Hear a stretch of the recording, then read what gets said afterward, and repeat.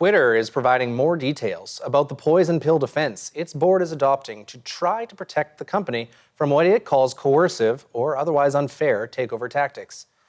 It's taking action after Tesla CEO Elon Musk disclosed an offer to buy Twitter for $43 billion. Twitter's filing with the U.S. Securities and Exchange Commission doesn't mention Mr. Musk by name, but it says the shareholder rights agreement would impose a significant penalty on any person or group of investors who acquire 15% or more of its shares without board approval. With us to discuss the situation and the ongoing trend of billionaires buying media companies is Dr. Christopher Schneider, social media expert and professor at Brandon University. Professor Schneider, thank you for joining us today. Thank you for having me. So can you give viewers a brief background of the Twitter and Elon Musk situation that has been ongoing now?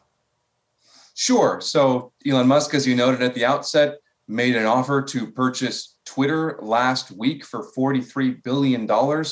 This created quite an uproar. It was unexpected. Earlier this month, Elon Musk announced that he owned 9.2% of the company, Twitter, and has since made a $43 billion bid to purchase the company. So we know that Twitter has adopted what is a so-called poison pill against what it's calling coercive takeovers. So why would it do something like this? Well, the idea behind it, the poison pill, also known as a limited duration shareholder rights plan, is to prevent anyone, so in this case, this person or a company that tries to buy another company, so Twitter in this example, against the wishes of the management of that company. This would be, of course, the Twitter's executive board, who do not want to sell, or it seems that they do not want to sell. So they adopt this poison pill, and essentially what it does is it prevents anyone from owning over 15% shares in the company by allowing other people to purchase shares at a discounted rate. And so it seems, when we look at the other circumstances where this has been used, it does in fact work. So perhaps this will serve as a deterrent for Mr. Musk.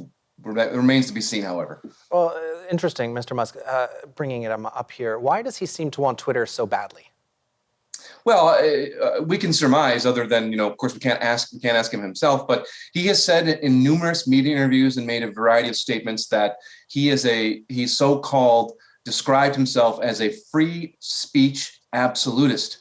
And he seems to want to purchase Twitter to allow free speech, he says, around the world. So unfettered, unregulated, absolute free speech, which is a bit ridiculous, because there is no such thing as free speech. That's an idea. So, for example, nobody is free to make a death threat, right? There are prohibitions against that, and for good reason. So being a free speech absolutist, one would surmise that Elon Musk is suggesting we should be able to make death threats or share child pornography or all types of things on Twitter. These are not included in free speech. And this seems what Elon Musk has been saying, why he wants to buy Twitter. I think we can probably, again, surmise that he's doing so to attract people who might feel like their so-called free speech rights on social media platforms. Again, they're never absolute, but there seems to be a belief among a contingent of people who think they're absolute. And I think this would probably drive up the value, at least for the short term, for Twitter, for Elon Musk, and perhaps he might make more money, have more power. I mean, who knows what his motivations are. And interesting power or money, but this is part of an ongoing trend or perhaps trend of media corporations being bought by billionaires, the Washington Post, Jeff Bezos, Time Magazine, Mark Benioff, the founder of Salesforce, etc. What do you make of this? What seems to be driving this trend?